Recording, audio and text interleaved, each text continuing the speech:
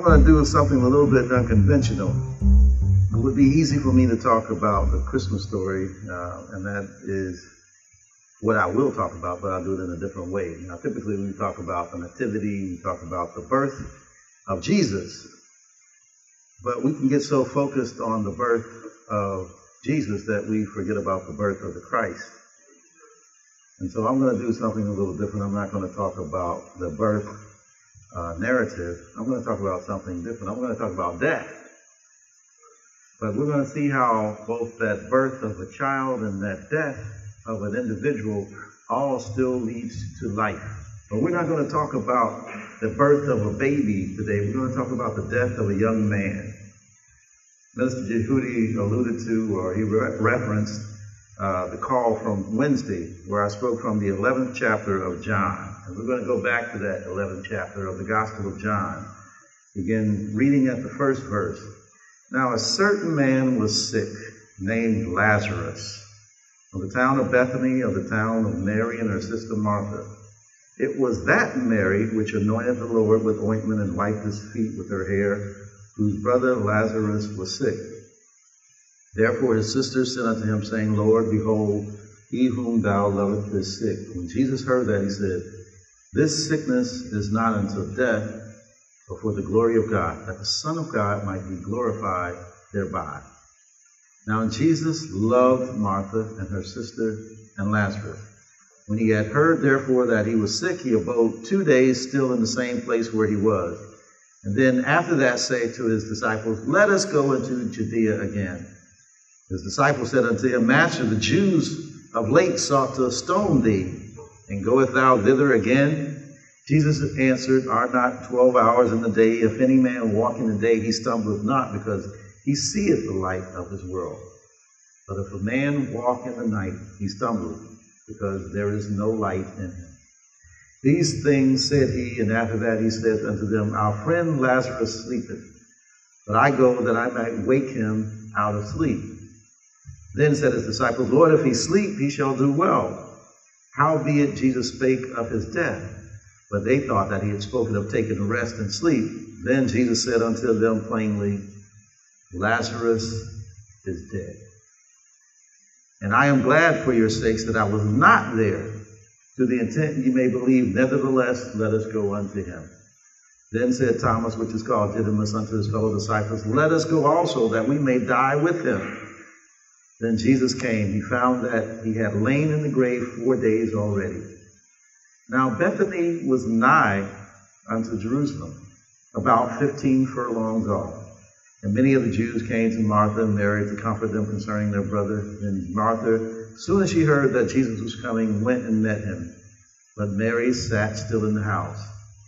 Then said Martha unto Jesus, Lord, if thou hadst been here, my brother had not died. But I know that even now, whatsoever thou wilt ask of God, God will give it to thee. Jesus said unto her, Thy brother shall rise again. Martha said unto him, I know that he shall rise again in the resurrection at the last day. Jesus said to her, I am the resurrection and the life. He that believeth in me, though he were dead, yet shall he live. And whosoever liveth and believeth in me shall never die. Believest thou this? She said unto him, Yea, Lord, I believe that thou art the Christ, the Son of God, which should come into the world. And when she had said so, she went her way. And Mary called her sister secretly, saying, The Master is come, and calleth for thee. As soon as she had heard it, she arose quickly and came unto him.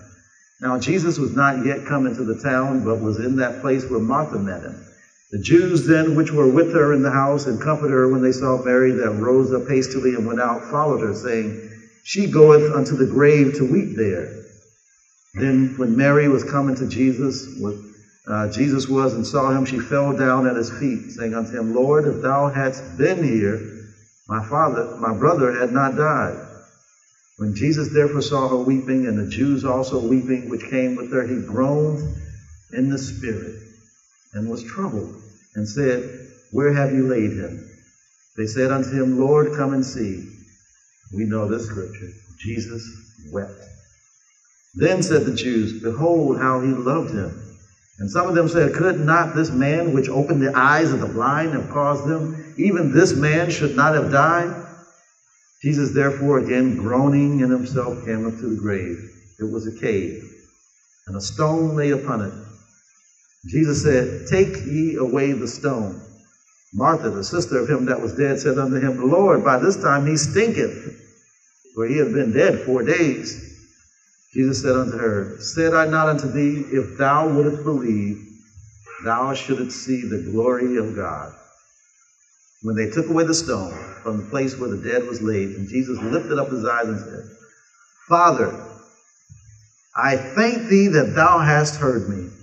I knew that thou hearest me always, but because of the people which stand by, I said it, that they may believe that thou hast sent me. And when he had spoken, he cried with a loud voice, Lazarus, come forth.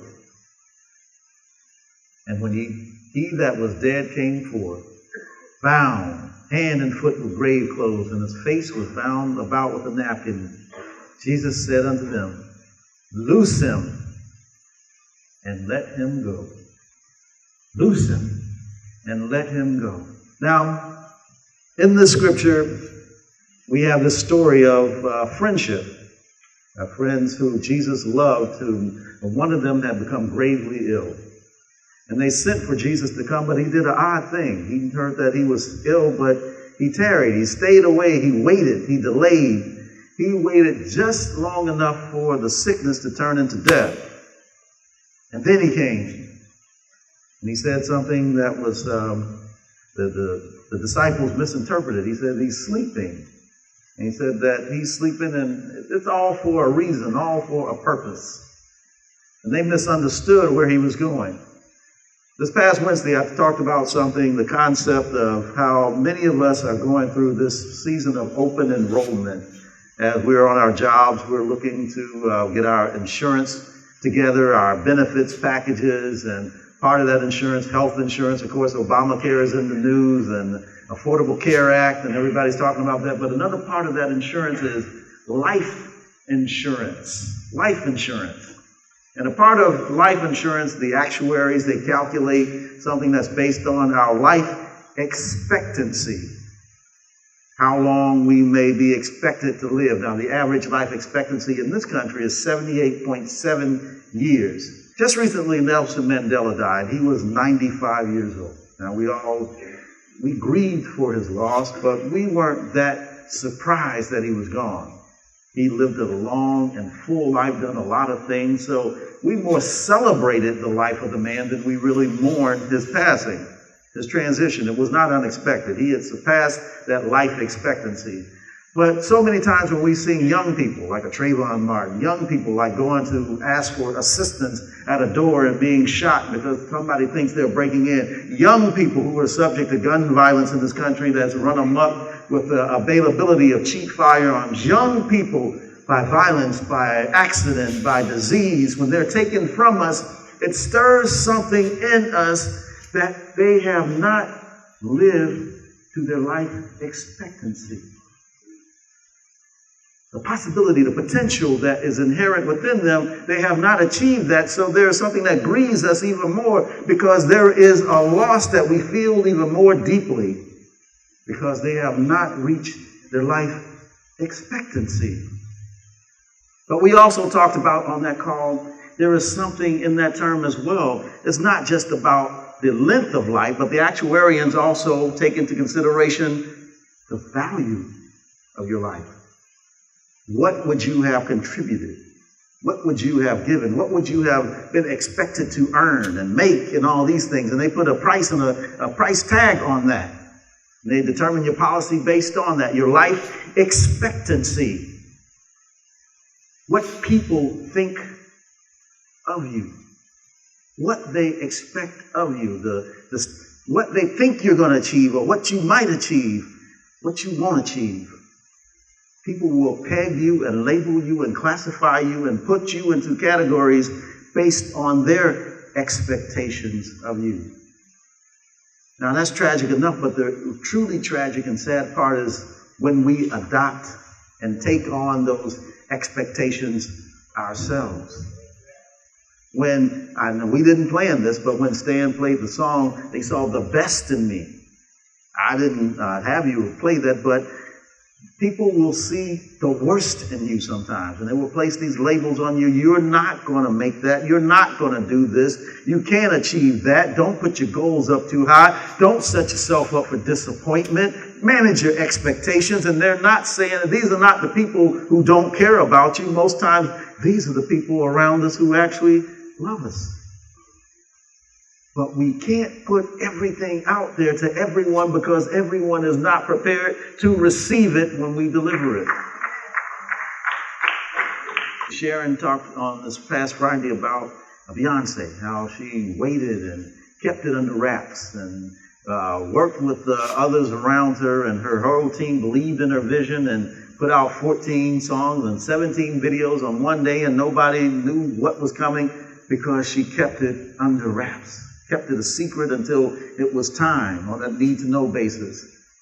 They expected great things of her, and she delivered. Our expectations can determine our success, our failure, and everything else. Now, this young man, obviously a friend of Jesus, obviously someone that was loved by Jesus.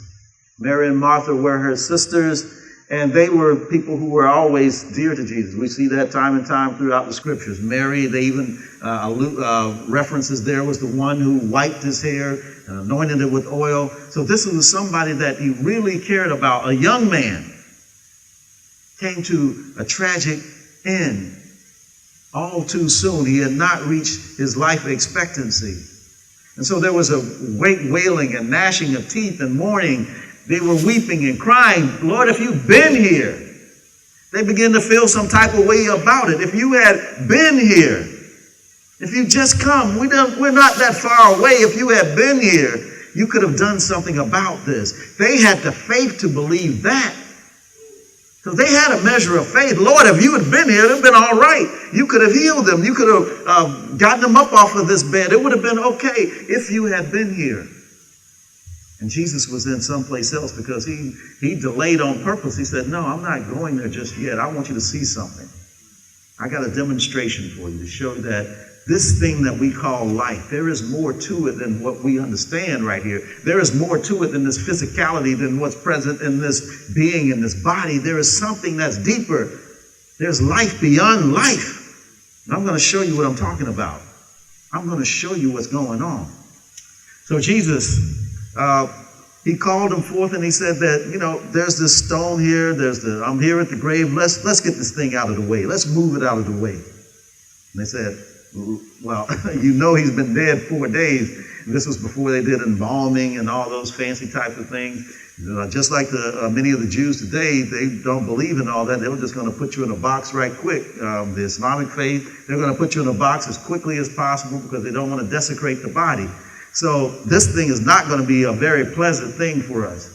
It's going to stink. It's going to stank. It's going to be a little funky. So I don't know. We want to do this right now. We might be odoriferous and offend our sensibilities. So you may want to rethink this plan. But Jesus said, roll it out the way.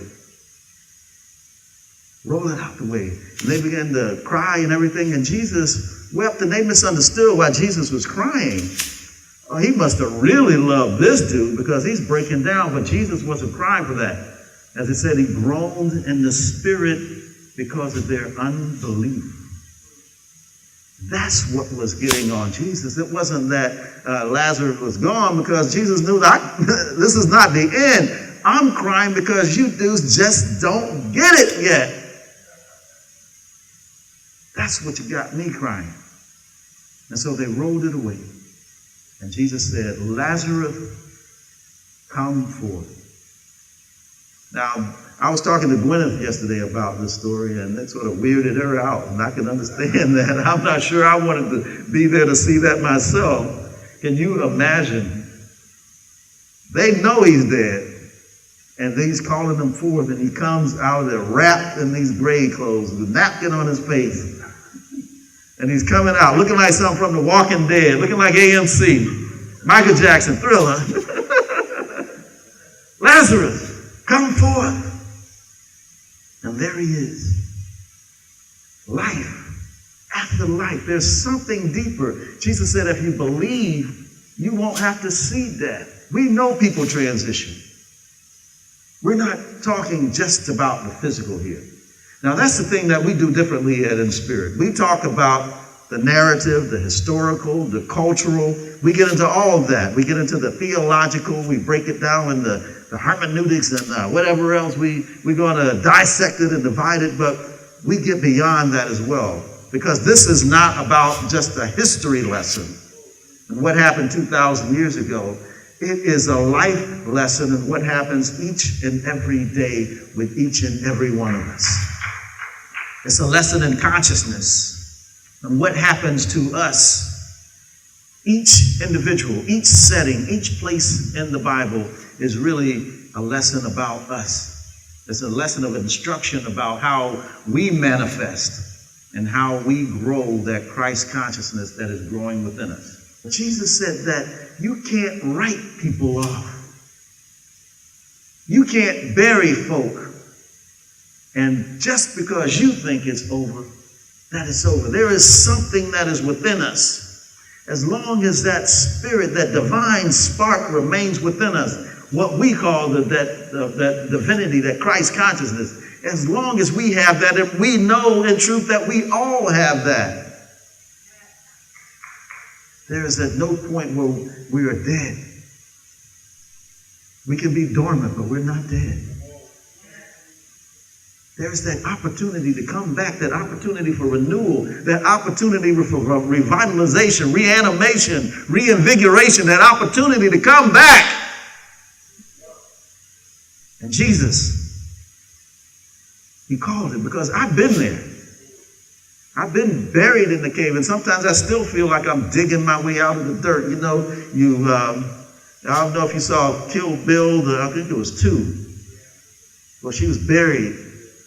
The dirt was over her, but she remembered those lessons of the 1-inch punch, how to break through and started digging out and scratching out and started coming out. She did not give up.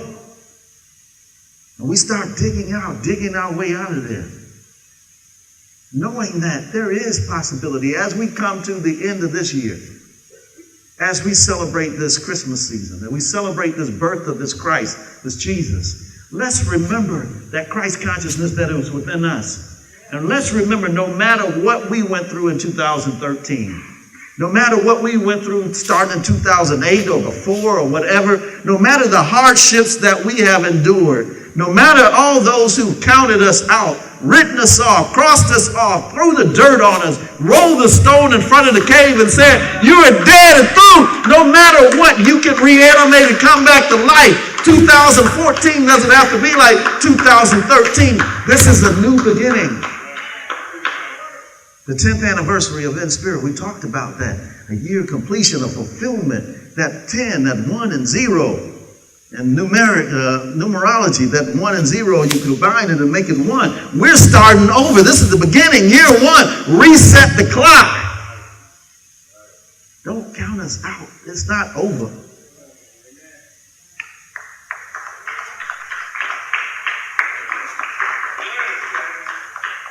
If you listen, if you incline your ear and listen, I think you can hear it as I hear. The voice of Jesus calling. To me is saying, Stanley, come forth. Come forth. Come out of that grave. Take those grave clothes off of you.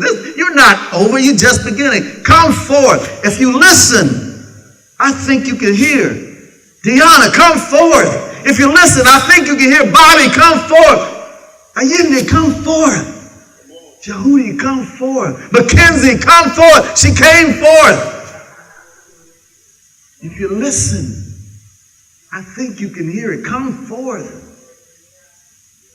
Come. Shake off the dead. Shake off the dust. Brush it off. Brush it off. It's time to live. We're celebrating life. 2014 is about life. Possibility. Expectancy. What do you expect? We can't guarantee life insurance. There's no quantifiable way to say how long that life is going to be. But Jesus talked about something beyond life insurance. He talked about life assurance. Jesus said, I came that you may have life and have it more abundantly. Doesn't matter how long the period is. What are you doing with that time that you have here?